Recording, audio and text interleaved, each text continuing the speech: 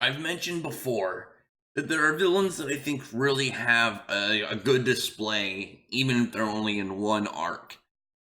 Jogo was an example of a villain who did not think things very through. There wasn't a lot of planning, there wasn't a lot of preparation, there wasn't a lot of caution in his actions because in the series you have this character for Jujutsu Kaisen. If you haven't read it, you're just peering because you're curious about this weird one-eyed volcano-headed man. There's a man named Satoru Gojo who's he's the pinnacle strongest character in the series for the good guys, the main cast, the Jujutsu sorcerers. And Jogo decided that he didn't think he was actually a big deal. He decided that this guy, all the hype around him, the fact that he's allegedly one of the strongest, if not the strongest human known alive, that then he'll be fine going to deal with him. And it didn't go very well for him. It's literally, you can see this picture. This another dude on his team is carrying off his head so he doesn't actually get killed because they're curses. And the thing about their curses is obviously they're not the same anatomy, the same design as a human. So even with his head ripped off, he was still alive and he was able to come back to life. Or rather, not come back to life. He was able to make a recovery. So for a character, I think this one is pretty funny because he makes a comment about hurting Satoru's pride, but when Satoru he pretty much doesn't take him too seriously. There's actually a point mid fight where the guy leaves. He like travels miles away, grabs his student, comes back, and then it's like, all right, I'm gonna teach you like an mid-fight lesson, and all you need to do is not get too far away from me, and I'll keep you safe, and you can watch me just completely demolish this guy. And he's just questioning the ability to do that, the ability to be able to pretty much just, I don't want to say shirk off, but really just loaf around for this fight in terms of the seriousness of it. And from that, he's just like, well, I can do it because you're not very strong, so it won't really be that much of a danger to me. And that just completely drove Jogo over the edge. He went all out. He used his area expansion, which is the big panel with you have it looks like the inside of a volcano, because in the series they have these ability called area expansions where they can pretty much just flex their energy and create a personal zone around them that is like an enhancement to whatever capabilities they have, whether their powers are. They can gain new skills, and obviously just environmental dangers for the enemy, like being inside of a volcano. You're going to be able to burn a lot of people just right to death if they're not strong enough to withstand it, or they have some form of defensive ability in there. He's got a lot of cool attacks. Like he can straight like shoot just like heat beams out of his hands. He can make like volcanoes form out of different terrains and surfaces. He's got these little bugs that can go around and detonate, cause explosions. And there's the kind of like the first part you really see him.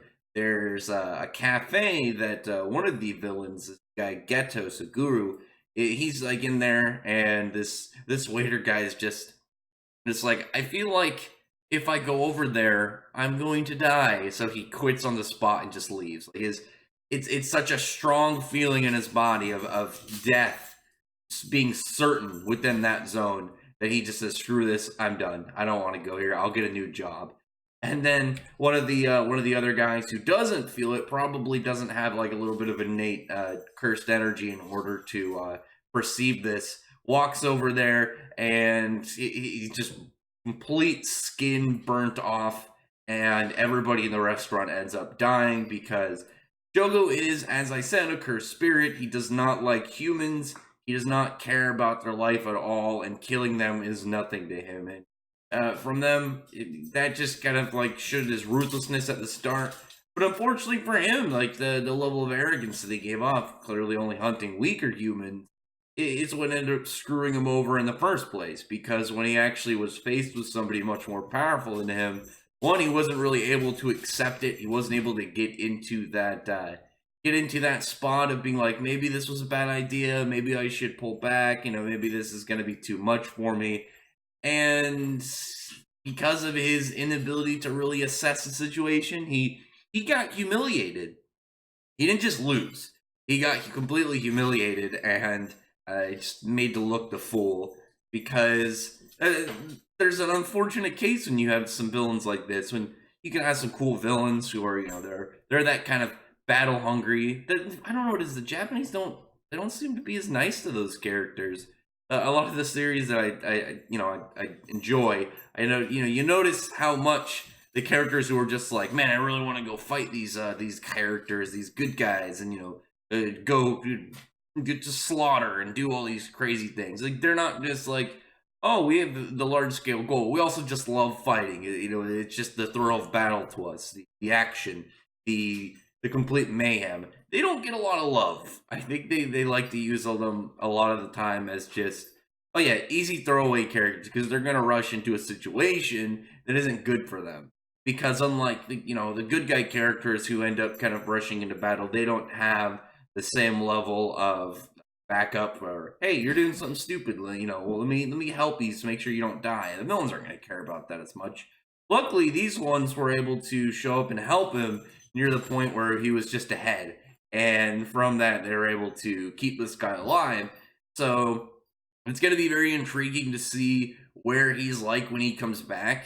I'm hoping this matured him, because he didn't just lose, he got horribly and aggressively humbled as a character. He should know now that, hey, this not just really like this guy is more powerful than me. It should be, there are characters more powerful than me, and I should learn how to address and assess that situation before going into a fight. This is the case when you'd send in some randoms, some nameless, probably mindless creatures to go and just assess how powerful the person you're hunting is. Maybe just in general wear them down. That was the thing with, in the current story, Fushiguro, and he was much smarter about this. Sent in a lot of fodder to kind of both, like I said, wear them down, figure out things about the characters that he's hunting that he doesn't already have, acknowledge. Maybe they have some techniques that he doesn't have written down. Fortunately for him, he didn't have everything, and it was that pride that really screwed him over. But it was that lapse of pride that, wash over of it, versus Jogo, who was just all I can do this, I'm way more powerful, look how great I am, going in. But that was obviously the point of who he was. He's fiery hothead, literally in both personality and reality. The dude's got a volcano for a head. I mean that alone is already in the territory of just the display of him being a hothead on a full outer appearance. But other than that, there's not a lot to him as of right now. But I'm hoping that aspect to fight him, you just see this panel, you just saw this really sick approach, him slamming in full guns ready. He didn't have any surprise attack. It was just get in there and endless assault, and it did not go well for him, because then he just got turned around on him and he got made to look like a complete idiot. So I'm hoping that the next time he really comes up to bat, he's gonna have some maturity to him. He's gonna have some gained experience from these things. He's lucky, because a lot of the times the villains, when they do these things, they end up dead. They get completely demolished, or their character's not relevant anymore. They don't get to make a comeback.